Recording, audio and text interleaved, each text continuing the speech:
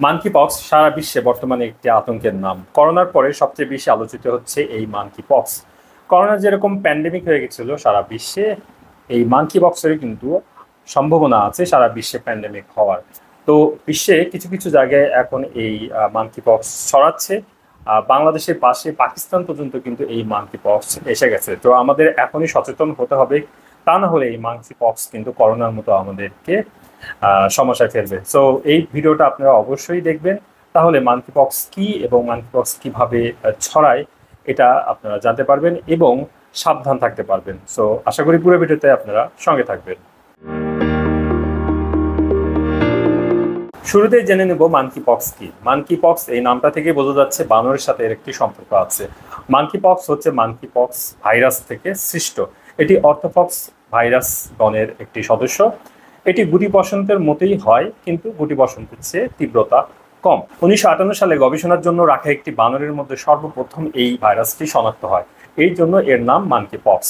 তবে প্রথমবার monkey pox মানব শরীরে ধরা পড়ে 1970 সালে কঙ্গোতে। এখন মানকি পক্সের লক্ষণ সমূহে আলোচনা করব। এর লক্ষণগুলো জানা কিন্তু অত্যন্ত জরুরি। আমাদের সবার যদি জানা থাকে মানকি পক্সের লক্ষণগুলো কি কি, তাহলে কিন্তু শুরুতেই আমরা রোগীকে চিহ্নিত করতে পারবো এবং তাকে আইসোলেটেড করতে হবে এবং ওর কর্তৃপক্ষকে জানাতে হবে। তো মানকি পক্সের ইনকিউবেশন পিরিয়ড, অর্থাৎ এই রোগটি 5 থেকে 21 দিনের মধ্যে লক্ষণ প্রকাশ করবে, যা 2 থেকে 4 সপ্তাহ পর্যন্ত থাকতে পারে। তো যে লক্ষণগুলি আপনারা দেখতে পারবেন, প্রথমেই জ্বর থাকবে, মাথা ব্যথা থাকবে, পিঠে ব্যথা থাকবে, তারপরে আপনার লসিকা গ্রন্থিগুলো ফুলে যাবে, কাঁপুনি থাকবে এবং রোগী অত্যন্ত ক্লান্ত থাকবে। এবং সবচেয়ে বড় যে ফিচারটা সেটা হলো ফুসকুড়ি।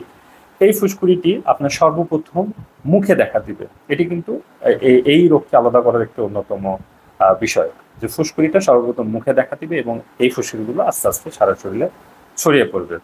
তো এই লক্ষণগুলো অবশ্যই আপনারা সচেতনভাবে মনে রাখবেন এবং এই রকম লক্ষণ কোথাও দেখা দিচ্ছে কিনা এই রোগীগুলোকে অবশ্যই সাথে সাথে আলাদা করতে হবে, যেন এই যেহেতু এটা অত্যন্ত ছোঁয়াচে, এটার জন্য ছড়িয়ে না পড়ে।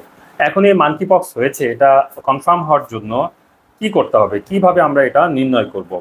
মানকি পক্স সাধারণত ক্লিনিক্যালি, অর্থাৎ এই দেখে যে উপসর্গগুলো বা লক্ষণগুলো দেখা যাচ্ছে, এই লক্ষণগুলো দেখেই কিন্তু মোটামুটি কনফার্ম হয়ে যাবে যে এটা মানকি পক্স। এরপর পিসিআর টেস্ট আছে। এই পিসিআর টেস্টের মাধ্যমে কিন্তু 100% কনফার্ম হওয়া যায় এই মানকি পক্সের ডিএনএ আছে কিনা। এরপর আরও সেরোলজিক্যাল টেস্ট আছে। এই টেস্টগুলোর মাধ্যমে কিন্তু মানকি পক্স নির্ণয় করা হয়। এই মানকি পক্সের চিকিৎসা কি? মানকি পক্স যদি হয়ে যায় তাহলে আমরা কিভাবে এর চিকিৎসা করব? যদি নির্দিষ্টভাবে বলি, মানকি পক্সের কোনো চিকিৎসা নেই, ওইভাবেই এখন এর চিকিৎসা কিন্তু ডেভেলপ হয়নি। তবে মানকি পক্স হলে যে উপসর্গগুলো দেখা দেয় সেগুলো সিমটোমেটিক ট্রিটমেন্ট, ওই উপসর্গগুলোর চিকিৎসা করতে হবে। তবে আপনার একটি অ্যান্টিভাইরাল ওষুধ আছে, টেকোভেরিমেট, এটি কিন্তু মানকি পক্সের চিকিৎসায় ব্যবহৃত হয়। তবে সব দেশে কিন্তু এটা এখনো অ্যাভেলেবেল না। এরপর আপনারা কিছু বাড়িতে যে ট্রিটমেন্টগুলো করতে পারেন, রুগীর এই সময় কিন্তু পানি শূন্যতা হয়, তো পানি শূন্যতা পূরণ করতে হবে এবং পর্যাপ্ত বিশ্রামের রাখতে হবে রুগীকে।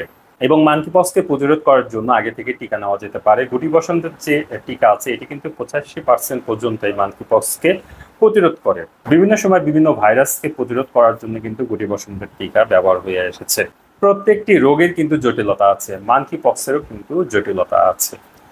এর জটিলতাগুলোর মধ্যে অন্যতম হলো, বেশিরভাগ সময় দেখা যায় যে ভাইরাসজনিত রোগগুলো একবার হলে একটা ইমিউনিটি ডেভেলপ করে, পরবর্তীতে এই রোগটি কিন্তু শরীরে ওইভাবে আর চান্স পায় না। কিন্তু মানকি পক্স কিন্তু দ্বিতীয়বার সংক্রমণ হওয়ার ঝুঁকি থেকেই যায়। তো দ্বিতীয়বার কিন্তু সংক্রমণ হওয়ার ঝুঁকি থাকে। এরপরে ব্রঙ্কোনিউমোনিয়া হতে পারে, লাংসের সমস্যা, সেপসিস, রক্তে ইনফেকশন ছড়িয়ে পড়তে পারে। এরপর এনসেফালাইটিস, আপনার মস্তিষ্কের সংক্রমণ। এরপরে কর্নিয়াতে সংক্রমণ। এই সংক্রমণের ফলে কিন্তু স্থায়ীভাবে রোগীকে অন্ধত্ব বরণ করা লাগতে পারে। এরপরে সবচেয়ে যে ভিজিবল জটিলতা সেটা হলো যে শরীরে যে ফুসকুড়ি হয় সেটার স্থায়ী একটি দাগ থেকে যাওয়ার সম্ভাবনা থাকে। এখন 2024 সালে এসে এই মানকি পক্সের বৈশ্বিক পরিস্থিতি কি? মোটামুটি 2022 সাল থেকে এর পুনরুত্থান হয়েছে। WHO, ওয়ার্ল্ড হেলথ অর্গানাইজেশন কিন্তু এই বিষয়টি নিয়ে অত্যন্ত গুরুত্ব সহকারে কাজ করতেছে। মানকি পক্স কিন্তু বিভিন্ন দেশে দেশে ছড়িয়ে পড়তে পারে। এটা এটার উপরে WHO কিন্তু সতর্কতা জারি করেছে। যেসব এন্ডেমিক অঞ্চল, বিশেষ করে আফ্রিকার যে দেশগুলোতে এর প্রাদুর্ভাব সবচেয়ে বেশি, সেখান থেকে কিন্তু ভ্রমণ রেস্ট্রিক্টেড করা, প্লাস যদি কোনো সংক্রমণ হয়ে থাকে বা রুগী যদি ধরা পড়ে তাদেরকে আইসোলেটেড করা এবং টিকার ব্যবস্থা করা, চিকিৎসা ব্যবস্থা করা, এগুলো কিন্তু WHO তার চলমান কার্যক্রম জারি রেখেছে। 2024 সালে এর অবস্থা কিছুটা আশঙ্কাজনক। আমরা জানি যে মাঙ্কি পক্সের এন্ডেমিক অঞ্চল হচ্ছে মধ্য এবং পশ্চিম আফ্রিকা। এই দেশগুলোতে কিন্তু এই মাঙ্কি পক্সের প্রাদুর্ভাব সবচেয়ে বেশি। আর নন এন্ডেমিক প্রাদুর্ভাব এটা কিন্তু বিশেষ করে ইউরোপ, আমেরিকা, এশিয়ার কিছু অঞ্চলে, যেগুলো আসলে ভ্রমণের জন্য বিশেষ করে এই প্রাদুর্ভাবগুলো হয়ে থাকে। বিশেষ করে ভ্রমণ এবং কিছু প্রাণী আমদানির ফলে তাদের মাধ্যমে কিন্তু এই মাঙ্কি পক্সের জীবাণু কিন্তু ছড়িয়ে পড়তেছে। এখন এই টিকাদান, যেমন আমরা করোনাতে দেখেছি যে মাস পপুলেশনকে একবারে জাতীয়ভাবে টিকা কর্মসূচির আওতায় নিয়ে আসা হয়েছিল। তো এই মাঙ্কি পক্সের ক্ষেত্রেও টিকাদান অব্যাহত রয়েছে WHO-র আন্ডারে। যেসব এলাকায় এন্ডেমিক, অর্থাৎ মধ্য এবং পশ্চিম আফ্রিকার যে অঞ্চলগুলোতে আপনার এর প্রাদুর্ভাব সবচেয়ে বেশি, সেখানে কিন্তু টিকাদান কর্মসূচি চলমান। নজরদারি এবং রিপোর্টিং কিন্তু অত্যন্ত গুরুত্বপূর্ণ। নজরদারি করতে হবে, কারণ নতুন নতুন কেস যদি ধরা পড়ে সেগুলো কিন্তু নজরদারিতে রাখতে হবে এবং রিপোর্ট করতে হবে। সেগুলোকে ডাটা করতে হবে যে কোথায় বেশি প্রাদুর্ভাব হচ্ছে, সেগুলো কিন্তু প্রতিরোধ করার জন্য ব্যবস্থা কিন্তু এইসব স্টাডির মাধ্যমে কিন্তু হয়ে থাকে।